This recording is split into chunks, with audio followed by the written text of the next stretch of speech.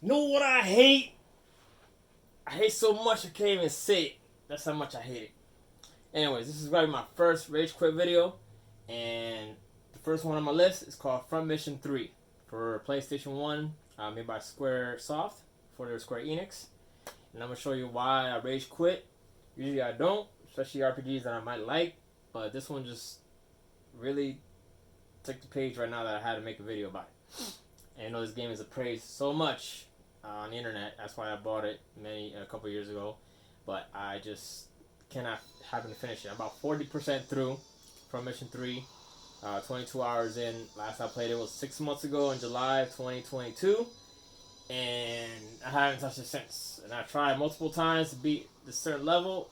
And I finally passed it. But the next level was also aggravating that I just had to quit. So, also I'm going to explain later on at the end of the video my scoring. Because actually I had a couple of viewers ask why my scoring certain other games low, like 5 or 6s. You know, they're outstanding games like Super Mario RPG, Breath of Fire. And I'll explain my scoring system later on as to why I put it that way. First, let me start with the rage quitting game hero that I got. Alright, so I'm going to show you some gameplay as to.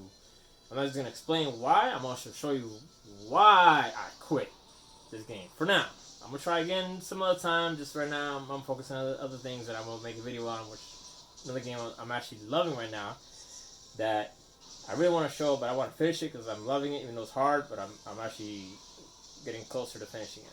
But anyways, let's get to the gameplay.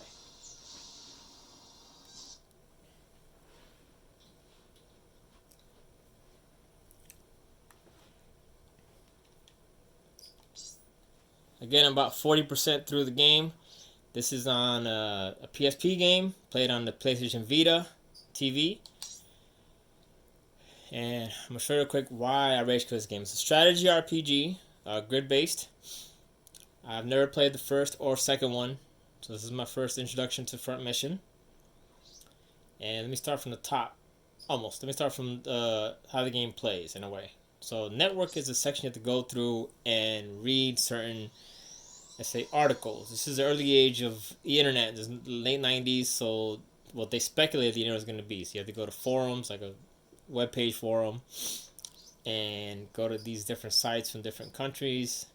I will stick to Japan, and say the government sites, and go through, read these articles. You don't have to read them at all, really, just skim through them.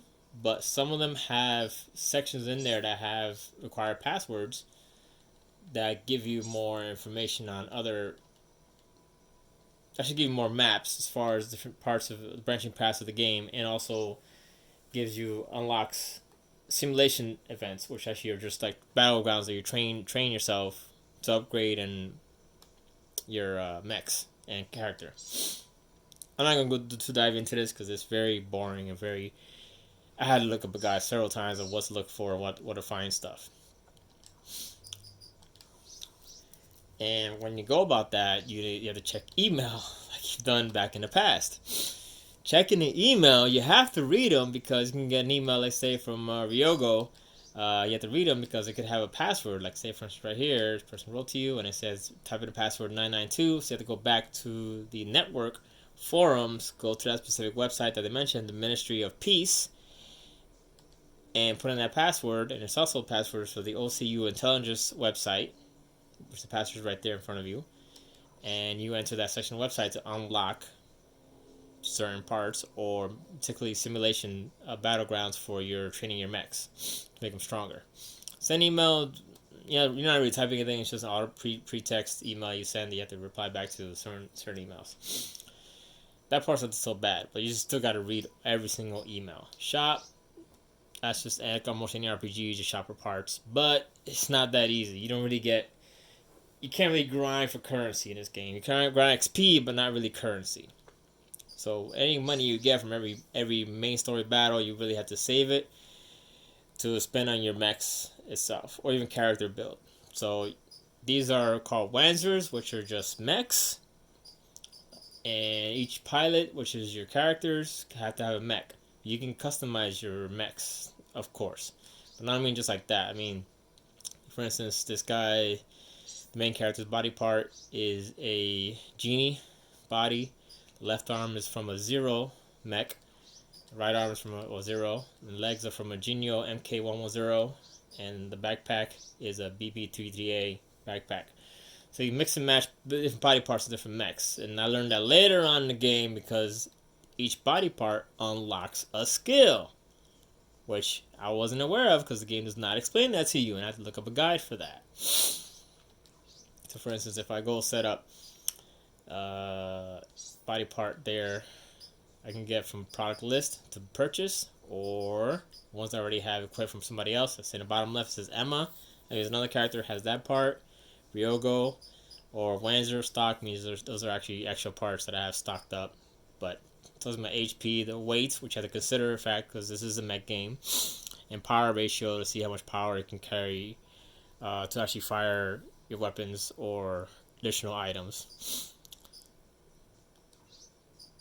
Backpacks that you have to pay attention to because you have at the bottom it says capacity or additional power. Capacity is your items they can carry. If you want that character to carry items, healing items, repair items, which is repair, healing, or other boosts. Additional power is actually for the skills themselves. I'm going to show you in a second. Weapon, same thing. Left weapon, I have here a shotgun. Right weapon, I have a melee fist. You can have two, or you can have one big powerful weapon like a sniper rifle and a shield. Or you got weapons in the shoulder, which are actually just missile launchers, grenade launchers, but they're so heavy that you cannot carry multiple things on one mech. Or if your mech can't move at all, or won't even let you equip it. I say here are the items. You can add grenades, you can throw repairs, restore health at a certain part of a body that's broken. That's because you can break off body parts in this game. That's just color setting in the pilot. This is where you have to actually also the focus to. Computer is what I told you about the skills. And that skills for pilot, which is your character, not the mech. So to upgrade these by more means that comp 5 means right here you can score up to 5 points of skills. So for instance, the brace 1 is 1 point. On the right, double assault is 2 points, so up to 5 points. That's why I can't add anything else. If I try to add revenge, I can't. I have to remove one, like say remove this. Double assault. Now I got 2 points left. I can add revenge. Oops. And I can add something else like tackle, because they're 2 points each. I'm not gonna use those because those suck. Kind of. So I'm gonna put back double assault. Oh, keep hitting the wrong button. Anyways, you learn these skills from the actual mech themselves. So the body parts, like say your right arm learns revenge, right or left arm learns revenge. The legs, they learn tackle. The body can learn ROF you up, which is fire multiple times, more bullet bullets per shot. And these are skills that automatically trigger. You can't trigger them automatically. You can't trigger them yourself. They automatically trigger. Zoom is a good one, but I don't really need it for this one because this is not really a long distance fighter. Anyways, assign AP. Once you upgrade your mechs, those body parts in the backpack I was telling you about, you can actually boost, like say your damage, boost your accuracy from like 78% shotgun to 80% shotgun, and your evasion. That's you have to upgrade your backpacks themselves. Alright, as for each character, I'm not going to go through each one. I just wanted to show you how the game plays according to what I thought the game would play. Desktop, that's just other stuff to read as well. It's kind of boring. Simulation is actually your testing grounds. You actually can battle other AI bots to increase your experience points. So now let's go into the meaty, greedy story of the game. Alright. Let's see. Now we go to exit right here. We're not in a town, so you have to explore a town and talk to people. We're just going to go straight to a mission where I left off. And this is kind of why I rage quit. I thought in the game, kind of like Vagrant Story, if you ever heard of that, you can actually pick a body part to shoot or focus on. Like say the left arm has a shotgun, you want to focus on that, get rid of it. Or if it's a very mobile mech, like a melee fighter, you want to disable their legs first. You can aim for the legs. That way they're not getting close to you. Or if it's like a long range missile launching mech, you want to. And I'm gonna skim through these texts. You can actually slow the video down if you want to read it. I thought you can like say aim for their shoulder or aim their head to decrease their accuracy from long range. You cannot do that. I thought you could do that, because I never played this game before, and that would have been a much more interesting aspect of the game if it gave you that option, but it doesn't. So I'm going to show you how the game actually plays, as opposed to what I thought it would play. Okay, so start a battle. Pick the characters I want, and actually you unlock more characters as you go through. Usually you start with 3, and eventually you get 4 for a while, and then 5, 6. The main character here, we'll pick him real quick. And Ryogo, long distance. Sorry, I haven't played this game in 6 months. I forgot who has what weapons, but I kind of remember. Yeah, there we go. So you also got to make sure you go through each one. Like say this one right here didn't have his stats boost after I upgraded him, so I got to upgrade his stats before I go back in battle. And it doesn't do any harm to increase it. It actually does harm if you leave it low end, because you're going to lose pretty fast. Oh, now I got to position him, so I want to position this guy. He's a close range ranger, and I want him here. This is also a close range, so I want him closer to the edge to get around this battlefield. I already played this before. He is a long range, I'm going to put him here. And this one's also a long range, I'm going to put him here.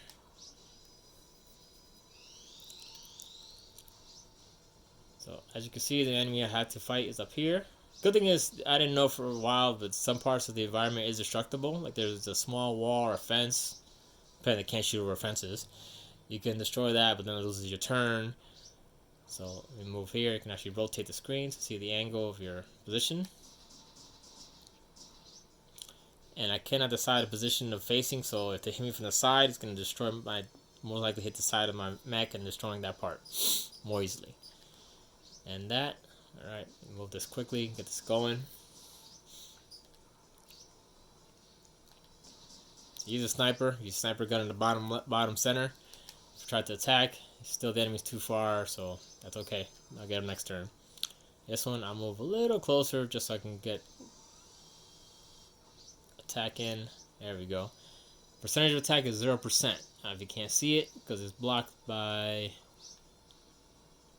see if I can angle it a little. There we go. See, 0%. There's a directory. And I have a building blocking me. That's why a little X in the middle. So I'm not going to waste a turn doing that. Something's going to end.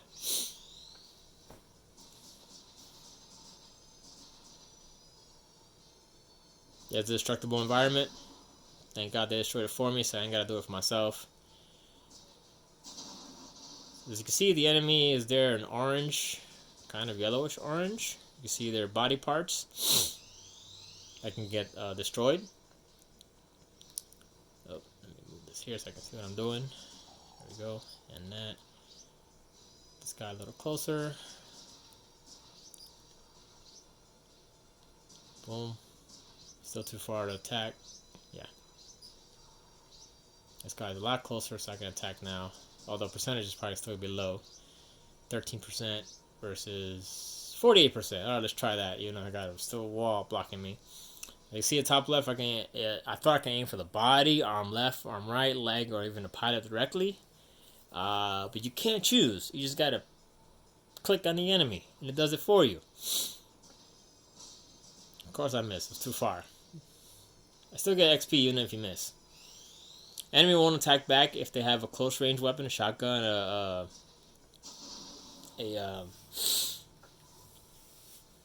machine gun, submachine gun.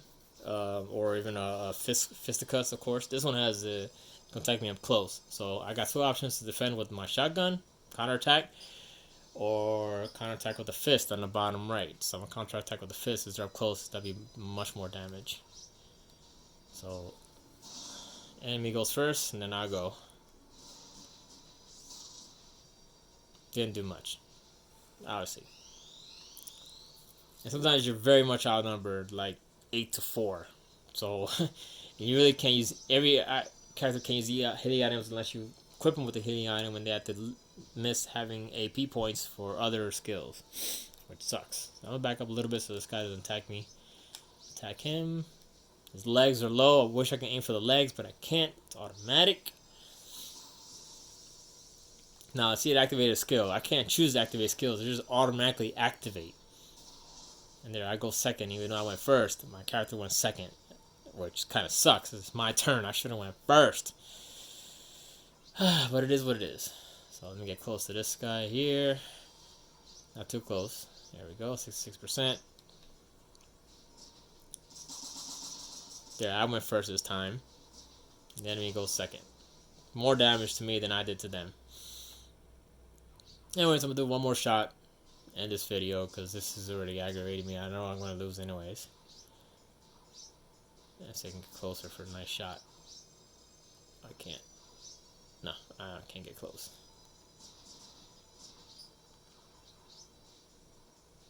Oh, this guy is real close. Let me get right there. Just be my last turn. Just go for a straight shot right there. 87%. Look at that. It activated a skill.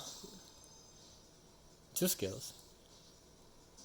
And the characters activate as many skills as they want multiple times. It's just that you cannot choose it yourself. There you can see now I learned the skill. Because that body part I had to learn that skill. And there's no percentage bar. There's no number. It tells you how much you need, how many more battles or hits you need to learn that skill, which is also the aggravating part. It's just they'll learn it whenever the game wants you to learn it. It can take 5 battles. It can take 20 battles. I don't know. And like I said, here I just equip it. I don't even read what it does. Enemy's weapon skill down low level. Okay, cool. That's cool. I don't care. So that's the thing is, you don't know what body part learns what skill, and you do not know. Let me block with the shield. That'd be cool.